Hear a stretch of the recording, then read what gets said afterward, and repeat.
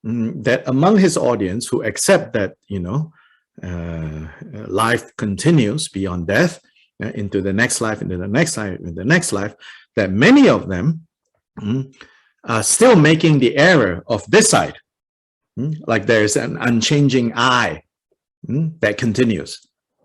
So that's why he says here, he says, that's a false idea. I have to bear it. For that which dies is one thing, and that which is born is something else. Note that he's not saying that that which dies and that which is born are two completely separate things. But he says, your reasoning that self and other are two completely different things is an error. In the same way, if you think that which dies here and that which is born are separate completely, but if you think they are the same thing, of course, this is not his argument here. Here is something else, right? But in the context of like us trying to understand, rebirth, right? They're not the same unchanging thing that goes, nor is this two separate things, but there is a continuation.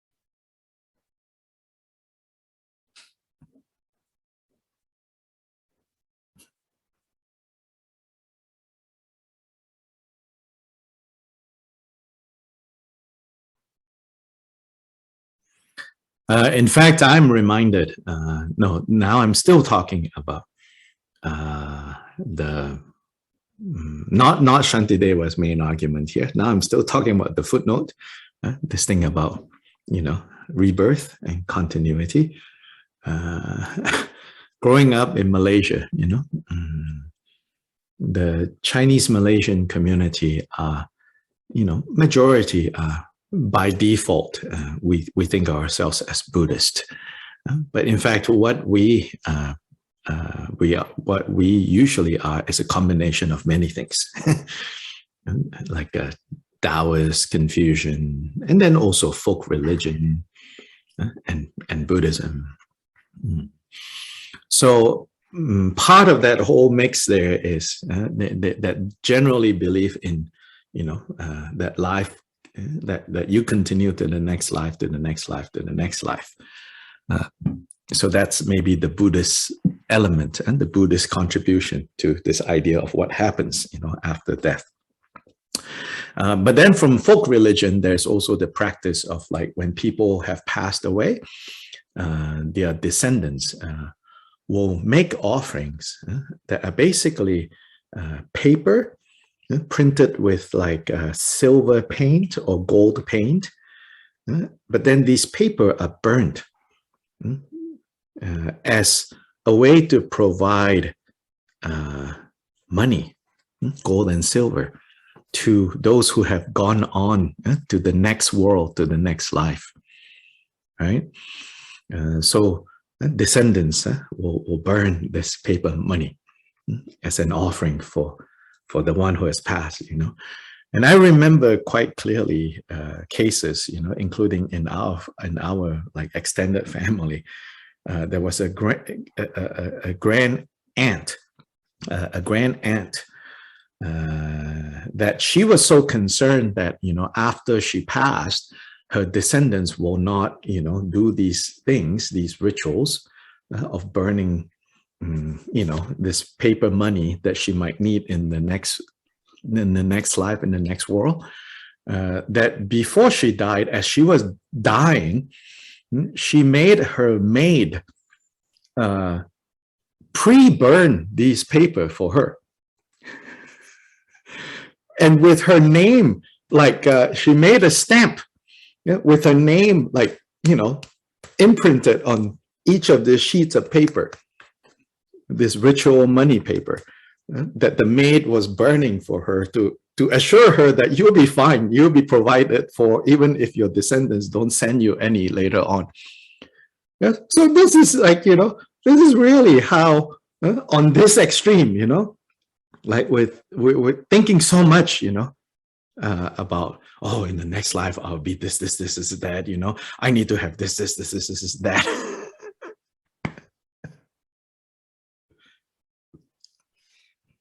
Y disculpen que no pude traducir, tenía el micrófono apagado. En el verso, Antonio, you are in the main room. Yeah. I'm sorry, I had some trouble with the mic. Yeah. So right. I need to translate the first thing you said. So Right. I'm going to take a little while. Yeah, it's okay. Yes. Go ahead. Yeah. Thank you. Yeah.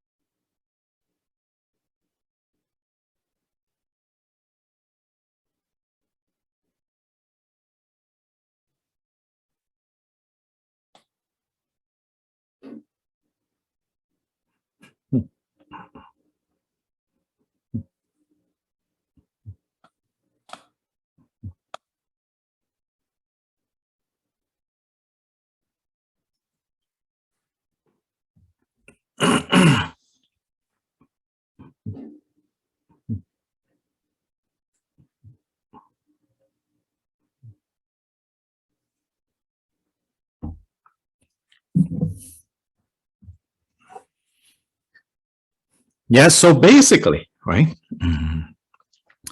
97 and 98. So we come back to like the main thing Shantideva is talking about here. Basically, what he's saying is this. He says, it is good to skillfully be concerned about your future me in a way that will result in you, the present you, making the right decisions. If out of concern for future you, present you chooses certain skillful actions over unskillful actions, then it's a good thing.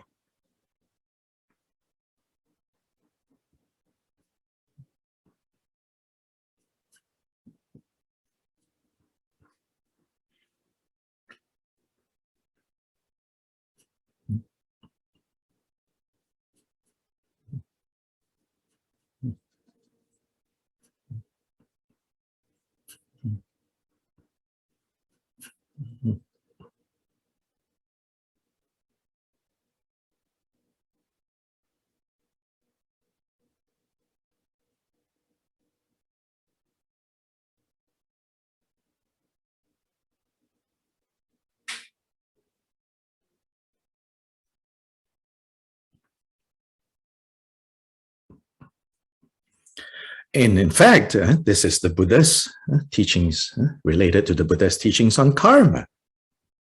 If you are not concerned about the future you at all, then chances are the types of decisions that you're going to make in the present you will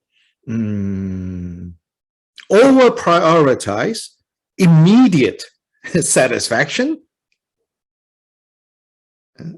and no concern for the implications of your actions further down the road. This is how we are. We want immediate gratification. We don't care about the further consequences down the road.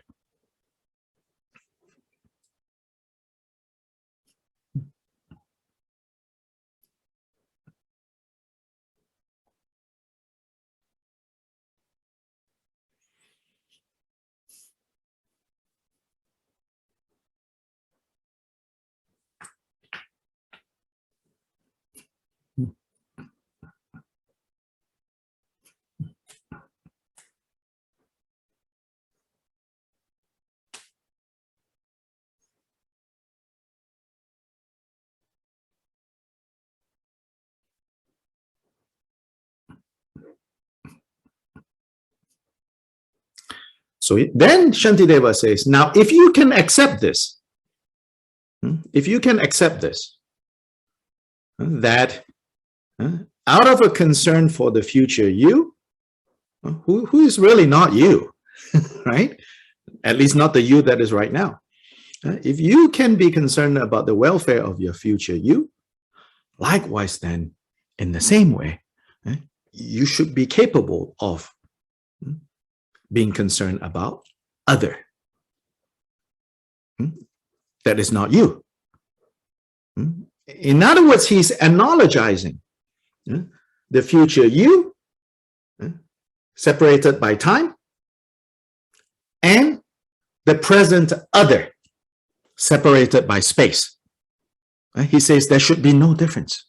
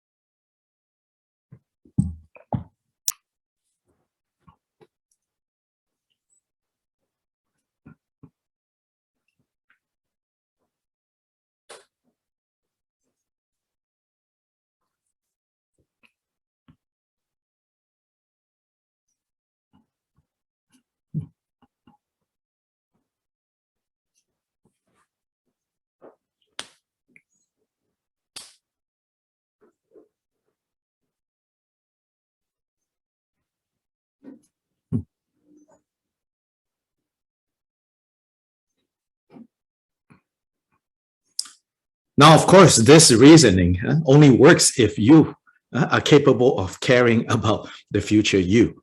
A lot of times when we don't care, we're like, just right now, I want it. I don't care what consequences it will have for the future me. I just want present me to be happy.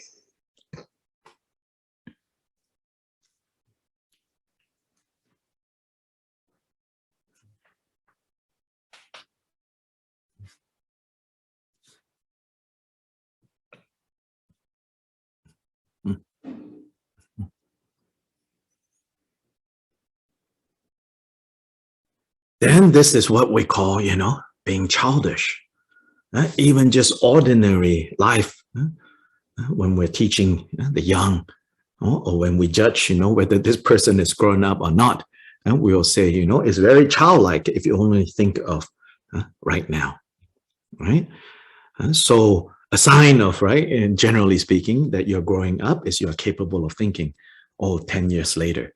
So then, like children going to school, right? You say, yes, the present you might be inconvenience in the sense that you cannot just play the whole day long, but you have to prepare for the future you, right?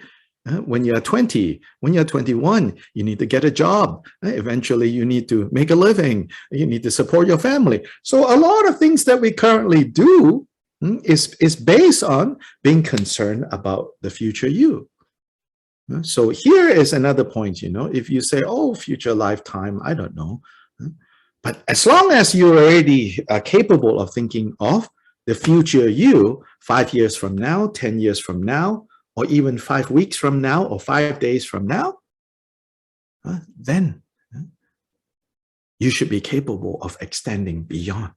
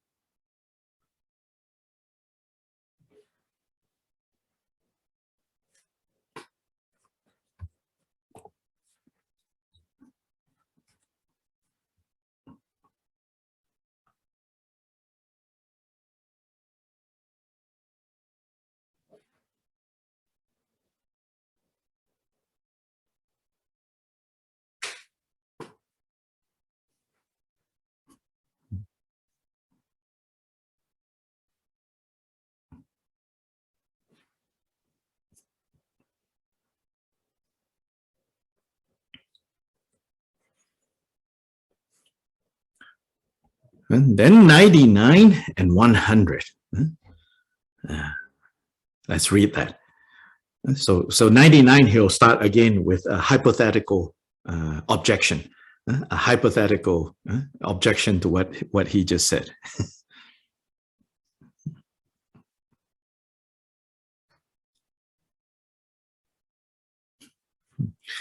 It is for the sufferers themselves, you'll say, to shield themselves from injuries that come. The pain, but now Shantideva's response, the pain felt in my foot is not my hand's pain. So why should one protect the other? That's 99.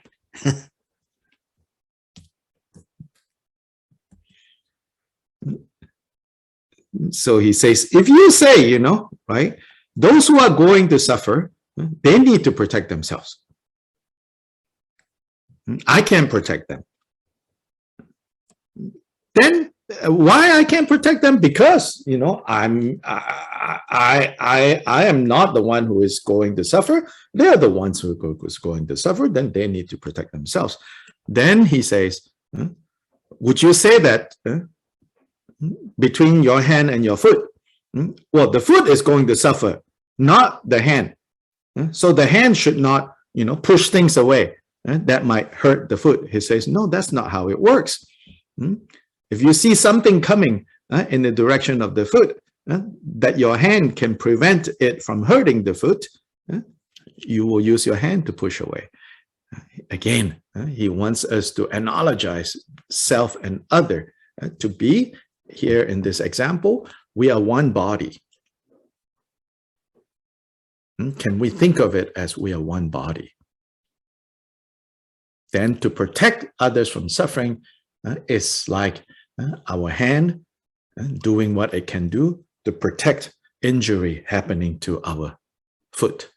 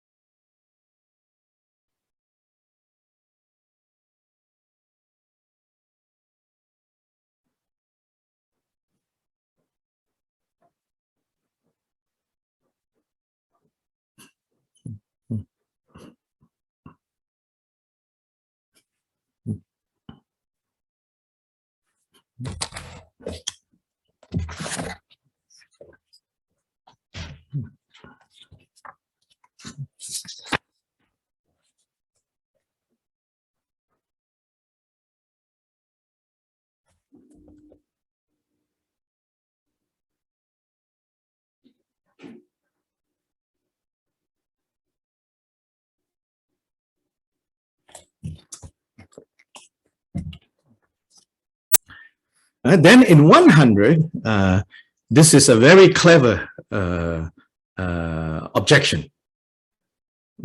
This is a very clever objection. This objection might even be kind of somewhat informed by the wisdom teachings of the Buddha. So Shantideva has his objector, his hypothetical objector says, true, what you say is true. It is inadmissible. This kind of like saying, that the foot, the hand should protect the foot. It makes no sense. Of course, this is not how we behave, but this is like logic, right? You say, oh yes, you're right. The hand should not protect the foot because it's the foot's business. If it is going to be injured, the foot need to take care of itself. The hand should not. Yeah, he says, okay, you might say that. Then he says, then he says, and you might even say, this is just ego clinging. The hand is clinging to the foot as connected. We should cut this. But mainly what this objection is saying, also we should cut between me and other. This is all just ego clinging. You have just extended your ego to beyond you, to others. You should cut this, he says. This is the objection. And this is the hypothetical, now very educated objection, seemingly also very Buddhist.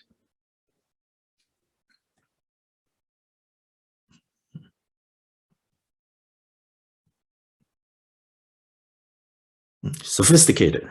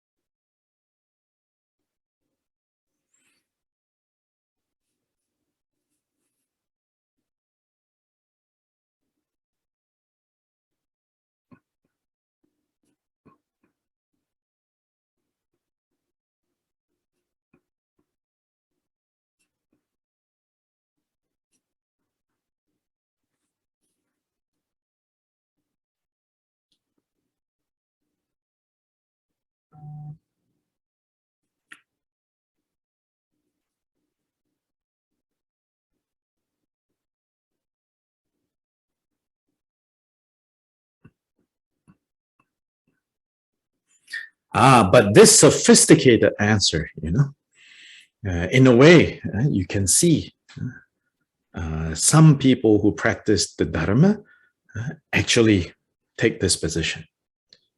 They have practiced like non-attachment in such a way that they say, I'm not responsible.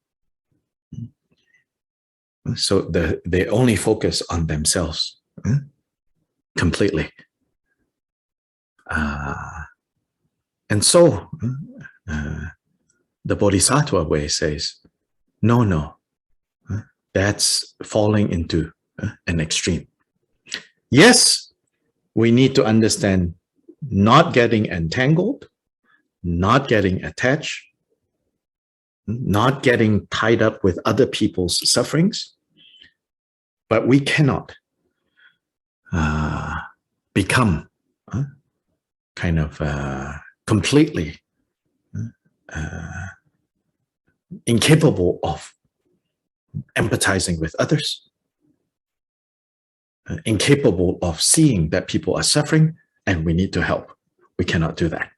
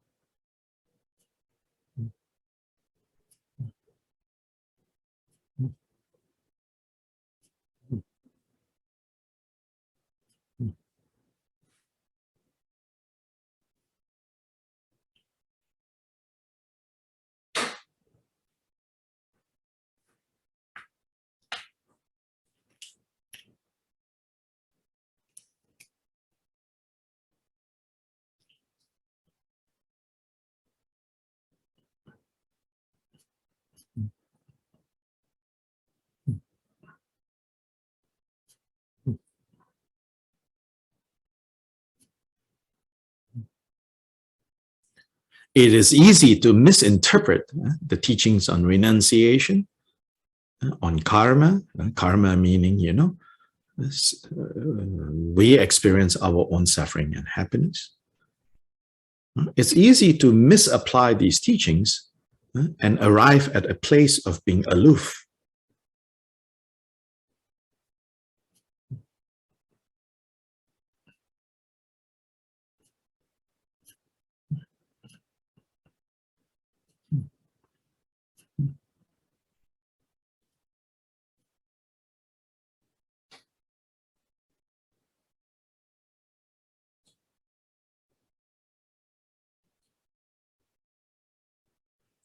Becoming insensitive to the sufferings of others.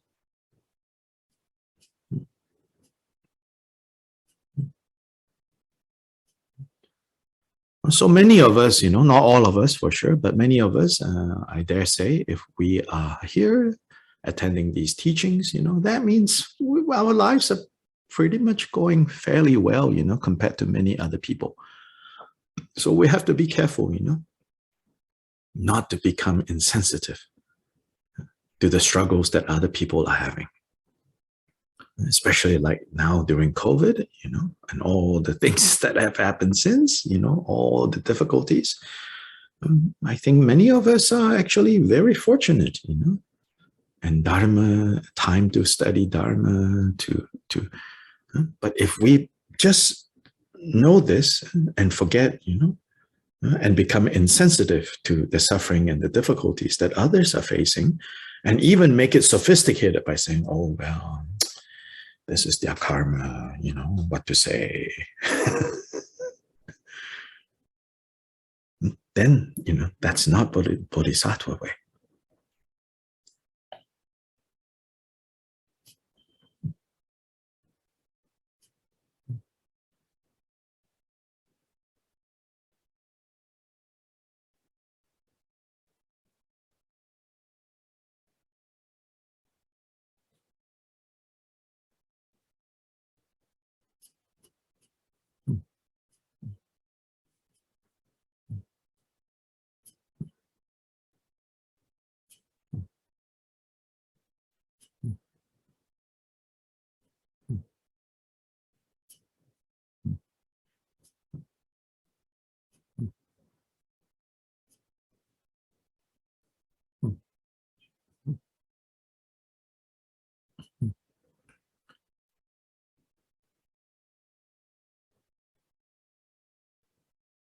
In fact, line 3 and 4, Shantideva responds. He responds to this sophisticated objection. He says, yes, you want to talk about ego clinging? In fact, your strategy, your response is fundamentally based on ego clinging. So if you say we should abandon ego clinging, then we should completely abandon ego clinging. So line 3 and 4 of verse 100, it says, but what is inadmissible for others and myself should be discarded utterly, which is bottom line is ego clinging. Your ego clinging even can recruit the Dharma to keep it in business. He says, can you not see that?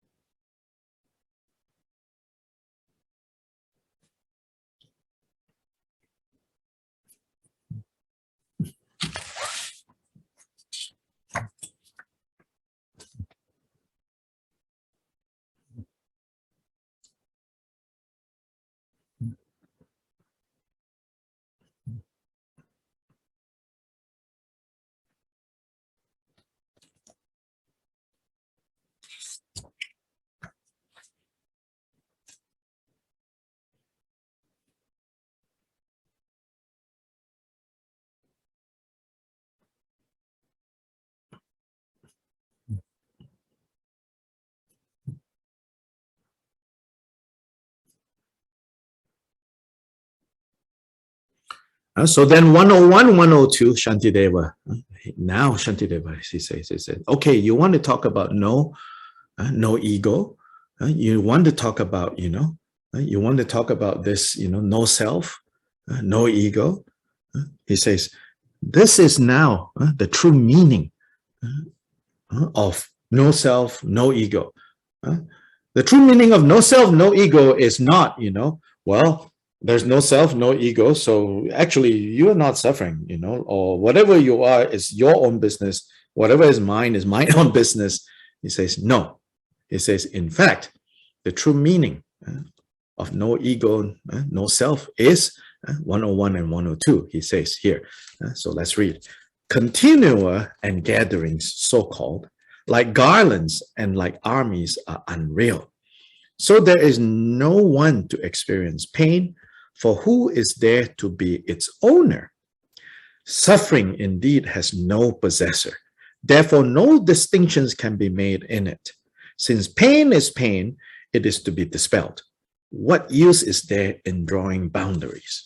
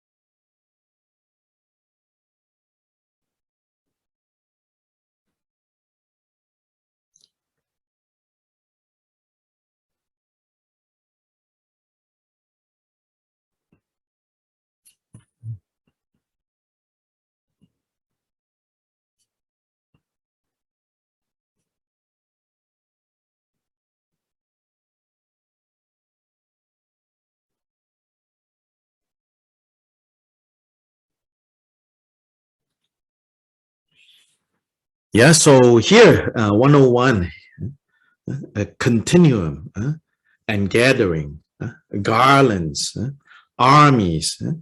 So what he means here when he says they are unreal is that they are composed of different parts. They are not a thing. They are compounded. So to say that, oh, there's an army, you're just saying, there are lots and lots of soldiers. you know, grouped together, then you call it army. Or the garland, you know, there's no garland in and of itself. It's a certain way that these individual flowers are arranged together, you know, and strung together, then you call it garland. So that's what he means by unreal. So he says, likewise, both you and I are also unreal in that way. So in that sense, yes, there is no owner of this suffering or that suffering. There is no possessor. Like I possess this suffering, you possess that suffering. I have this pain, you have that pain. You have pain, I don't have pain. So in fact, he says, so when you truly understand, right, there's no possessor of pain, then it doesn't matter where pain is occurring. You should equally work, you should work equally to dispel that pain and suffering.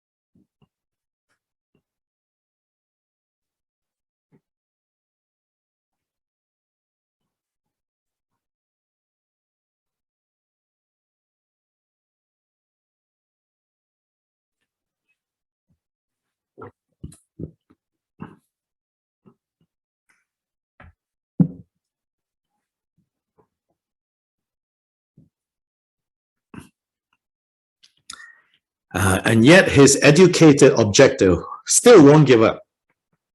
Yeah. So 103. But why dispel the pains of all? Why? Then Shantideva almost, you know, frustrated, you know, almost. He says, you cannot argue in this way.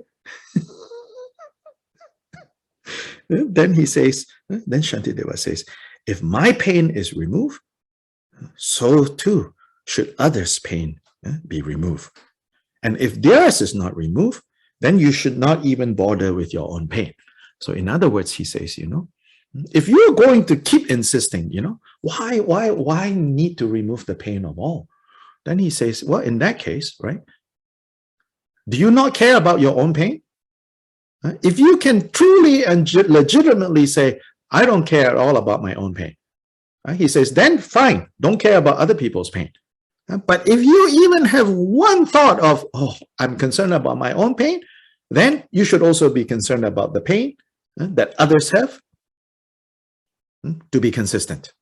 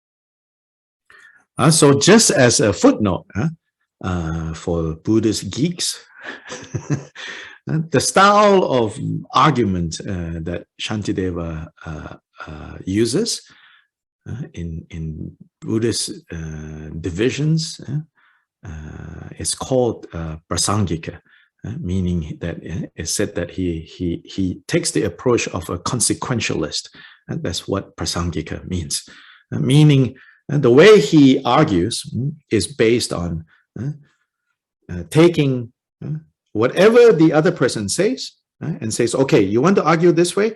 I will walk with you and continue your argument. You think your argument is sound, but based on the logic that you are giving to me, let's go a little further and you will see that your position is unsound. Don't make sense. So they are called consequentialists.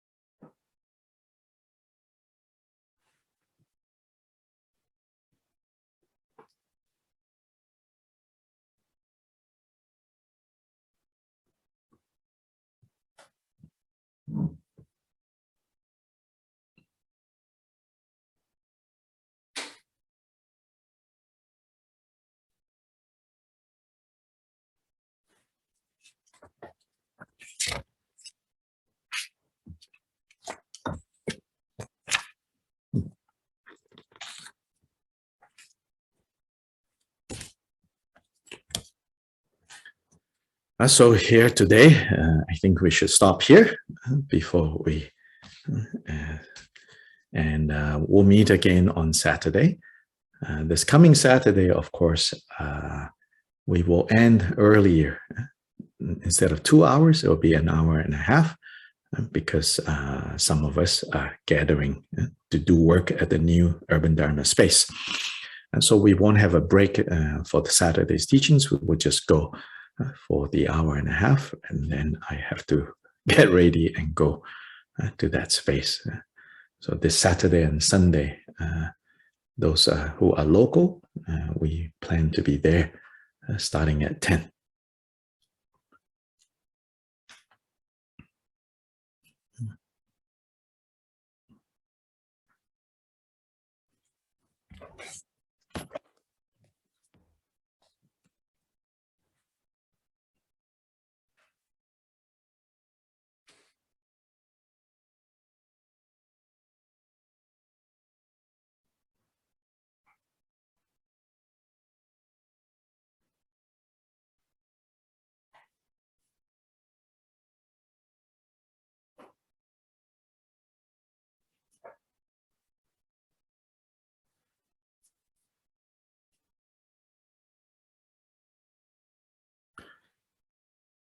Changchu Semcho Rinpoche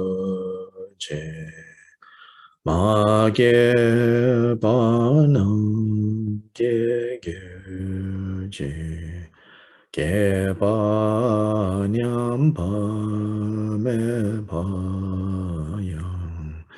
Gone Gongdu Pelwer Sho.